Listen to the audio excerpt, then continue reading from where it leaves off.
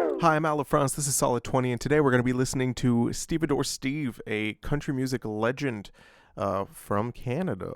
He is originally from St. John, New Brunswick, which is a lovely city.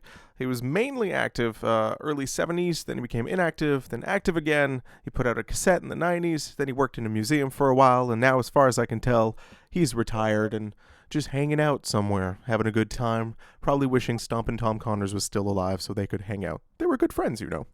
Anyways, here it is, Stevedore Steve.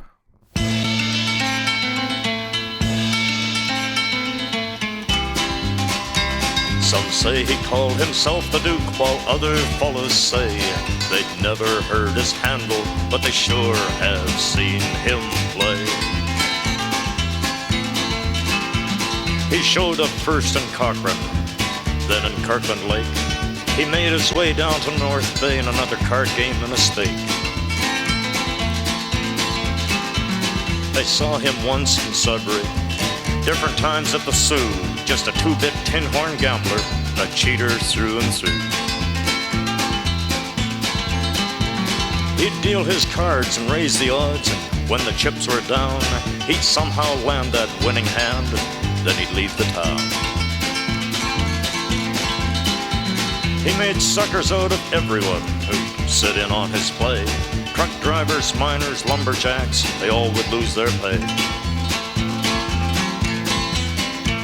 He never took an IOU, so when your dough was gone, he'd simply scoop up this night's take and then he'd leave the town. Then one night up near Timmins, he met some fellows from the mines. He talked them into a game with him. Things were going fine.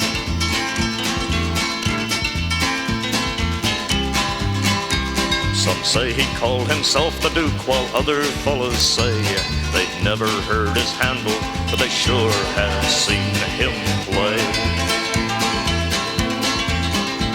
This was to be his last big game, said he was going to call it quits, but before this game was over, the Duke was blown to bits. Saw him making a phony deal, and they found the cards were stacked.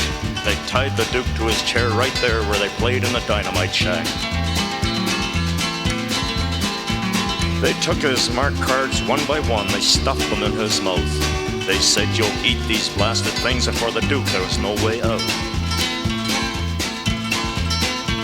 When the Duke saw what was coming next, he turned cold, sick and white, for through the door they'd run two small cords to this shack of dynamite. When news of the freak explosion reached the newspapers the next day, they called it accidental, touched off by a hobo or stray. Yeah, but somewhere deep in a Timmins mine, three men know the actual truth of the night the powder shack went sky high with a card sharp known as the Duke. Now, I know this story sounds pretty hard, but there's one thing you just don't do. That's to sucker the boys from the northern mines and try to take them through. Yeah, one cheating card sharp tried real hard, a fellow who was known as the Duke. But that night he played his last marked card when the Hollinger powder shack blew.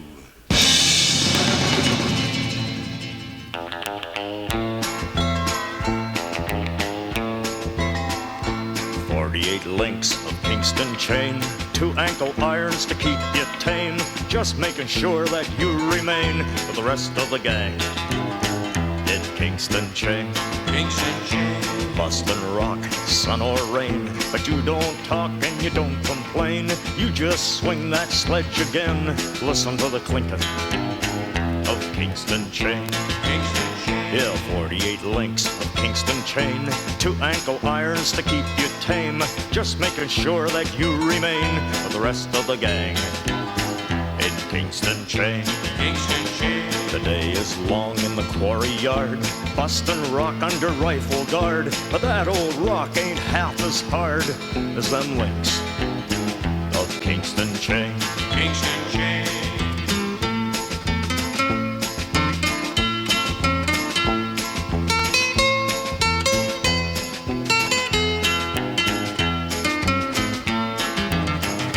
Big old Dan at the head of the line through 8 years, was it 9?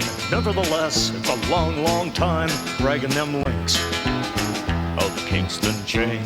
Kingston Chain. Yeah, 48 links of Kingston Chain, 2 ankle irons to keep you tame, just making sure that you remain the rest of the gang in Kingston Chain. Kingston Chain. Well, now my time is almost through. For my crime, I paid my dues. They'll slap my irons on someone new. My 48 links of Kingston Chain. Kingston Chain. Yeah, 48 links of Kingston Chain, 2 ankle irons to keep you tame, just making sure that you remain with the rest of the gang in Kingston Chain. Kingston Chain. Yeah, Kingston Chain. Kingston Chain. Kingston Chain. Kingston Chain.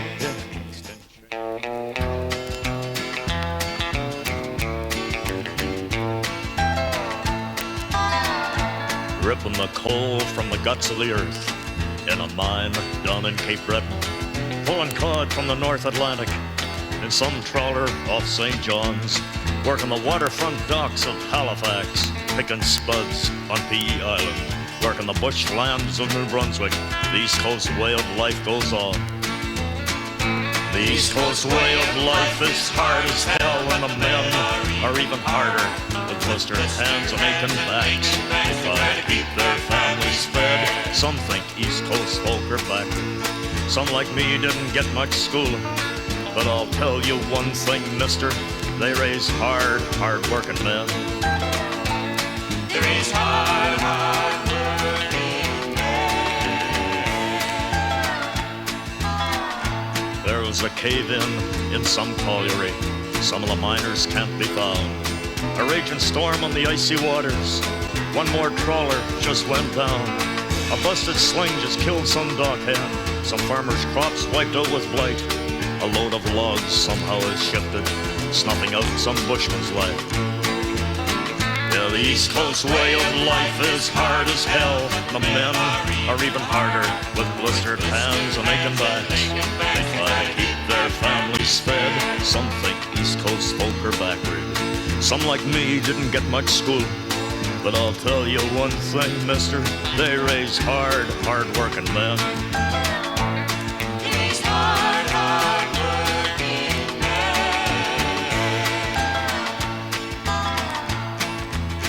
Perhaps someday the Cape Breton miners will sit back and push some buttons. Perhaps someday the North Atlantic will give up its fish to mechanical hands. Perhaps someday the waterfront docks will no longer need the strength of the stevedores. Perhaps someday the farmers and bushmen will have computers make all their plans. But that's perhaps.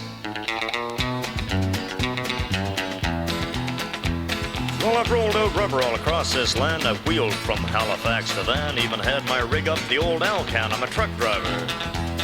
I've pulled everything that a rig can haul, and I've had 'em jackknife, skid, and stall, and kept on driving right through it all. I'm a truck driver.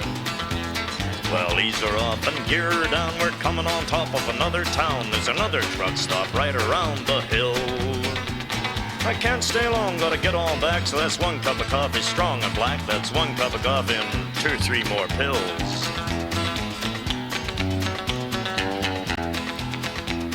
There isn't a road that I don't know, and I've pulled through rain, sleet, and snow, and I've stripped every gear from high to low. I'm a truck driver. I'm a tractor twister, and I've done all right, and I've pulled everything from a Mac to a White, and I've weighed in full, half load and light. I'm a truck driver. Well, ease are off and gear are down. We're coming on top of another town. There's another truck stop right around the hill. But I can't stay long, gotta get on back. So that's 1 cup of coffee, strong and black. That's 1 cup of coffee and 2 or 3 more pills.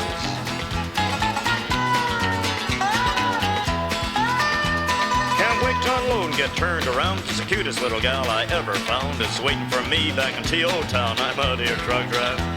She'd like to see me chuck this bit, but that's a long way off from where I sit. I got diesel in my blood and I can't quit. I'm a truck driver. Yeah, ease are off and gear down. We're coming on top of another town. There's another truck stop just around the hill.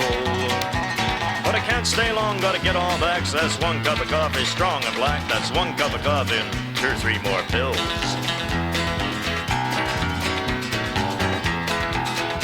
Oh, there's no woman on the face of the earth could make this old boy quit his work. I'm a wheel twist and gear jam and jerk. I'm a truck driver. When I get a whiff of them diesel fumes and I hear that air horn blowing its tune, I can drive this rig clean around the moon. I'm a truck driver. Yeah, ease her off and gear her down. We're coming on top of another town. There's another truck stop right around the hill. And I can't stay long, gotta get on back. Says 1 cup of coffee, strong and black. That's 1 cup of coffee and 2 or 3 more pills. Yeah, 1 cup of coffee and 2 or 3 more pills.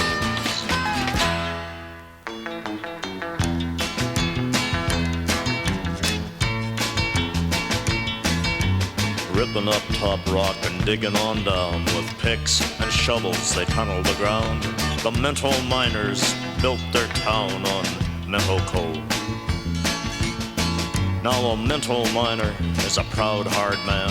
He raises his brood the best that he can by the sweat of his brow and a pick in his hand, loading out Minto coal. Some men work and they earn their bread when the sun is hot and high overhead. Some men's labors go on through the cool of the night. But when a Minto boy becomes a man, he don't get to see much of the sun again. There ain't no sun at the bottom of the Minto mines. No, there ain't no sun at the bottom of the Minto mines. Now a seam of coal is all they've got. Some mine and a course fell their natural lot. And their clothes and their food and all they bought with Minto coal. So when a miner's son becomes a man at last, he lines up with the miners, descends the shafts, and from that first day till his very last, he loads out Minto coal. Yeah, some men work and they earn their bread when the sun is hot and high overhead. Some men's labors go on through the cool of the night. But when a Minto boy becomes a man, he don't get to see much of the sun again. There ain't no sun at the bottom of the Minto mines. No, there ain't no sun at the bottom of the Minto mines. No, I knew the miners, and I knew their sons, and they were tough, hard men, and knew what it was to go down each day and load out tons of Minto coal. Now, I'm sure not saying that I'm better than them, 'cause they're mighty hard workers, and they're mighty good men. I just like the sky and the sun, the wind, too much to mind their coal. Yeah, some men work and they earn their bread when the sun is hot and high overhead. Some men's labors go on through the cool of the night.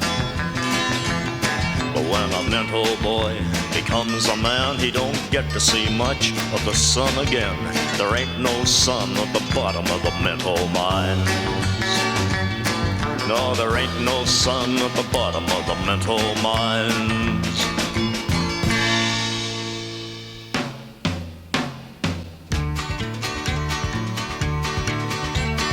Born in Bonnie, Scotland back in 1825, a young lad christened Angus came to Canada to reside. His family brought him over here when he was barely 4. He brought such fame to the family name, it will live forevermore. It was McAskill. There's nothing said about the lad till he was 12 years old. His father cussed and cuffed him for not helping with the load. The load was massive hardwood logs and Angus got quite sore. Grabbed the biggest by the middle, threw it 40 feet or more. When he was 19 years of age, some doctors from New York came to measure young McAskill for a medical report.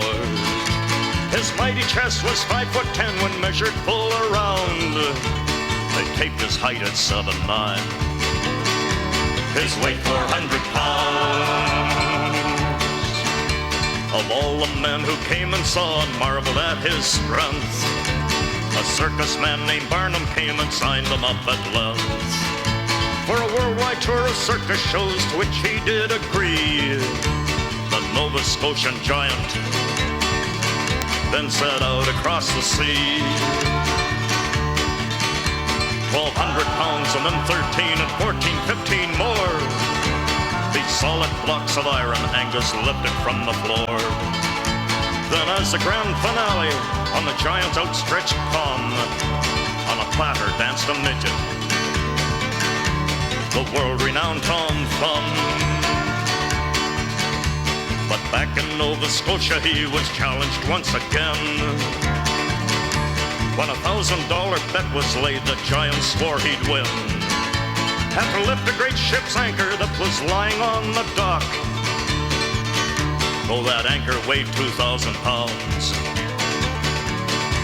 McAskill didn't balk. The day was named, the time was set, and hundreds gathered there to see this man McAskill lift the anchor in the air. The seconds dragged to minutes, and the minutes they dragged by. But inch by inch that anchor rose, till he held his shoulder high. With a splintering crack and a creak and a crash, the timbers broke below. For the old wharf's wooden framework could hold its weight no more. The 38-year-old giant now lay dying on the dock, for the fluke of the great ship's anchor, it had speared him through the back. Well, now we close this page of history, though we still look back with pride on the Nova Scotian giant, how he lived and how he died. How he carved his name in the Hall of Fame high up for all to see. Born 1825, died 1863. McAskill.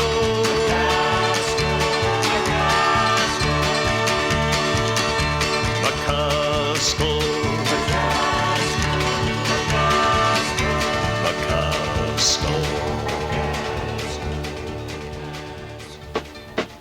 Well, he said, Rory, get your dory, 'cause there's herring in the bay. Said, I'd like to help you, brother, but I'm bound the other way. So I'm off to warmer places with me pup and oofy screech. If you cares to fish alone, me son, me dory's on the beach.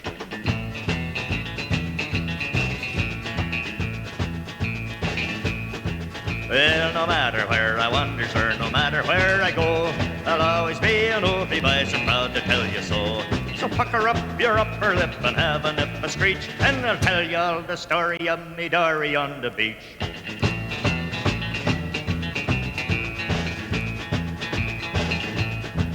Yeah, I'm leaving all me fishing gear and dory far behind. I'm off to make me fortune in the bottom of a mine. I fished the icy waters now for 20 years or so. Now I'm off to hibernate myself and take me down below.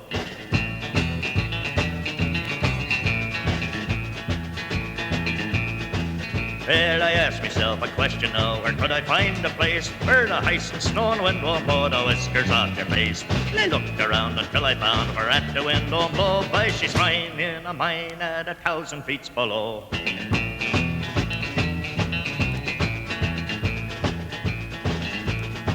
Well, no matter where I wander, or no matter where I go, I'll always be an oofy bison, proud to tell you so. So pucker up your upper lip and have a nip a screech, and I'll finish off me story of me dory on the beach.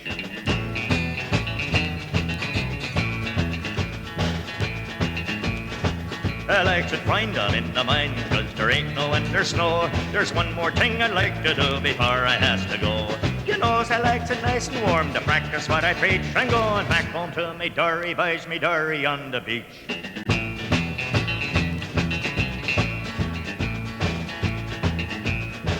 Now when me mining days is over and me life is almost done, going back home to me dory for to have me final fun. I'll take some kerosene and matches in a puffin' oofy screech, and I'll retire by the fire of me dory on the beach. That was Stevedore Steve, and if you want to find out more about him, you can go to backtothesugarcamp.com/stevedore.htm, and there's a bunch of great stuff there. Thanks a lot for listening, and for more great stuff all the time, check out bloodyunderrated.net or nomoreradio.com. And also, I just wanted to give a quick thank you to Montreal Improv, one of the greatest places in the city. Yeah!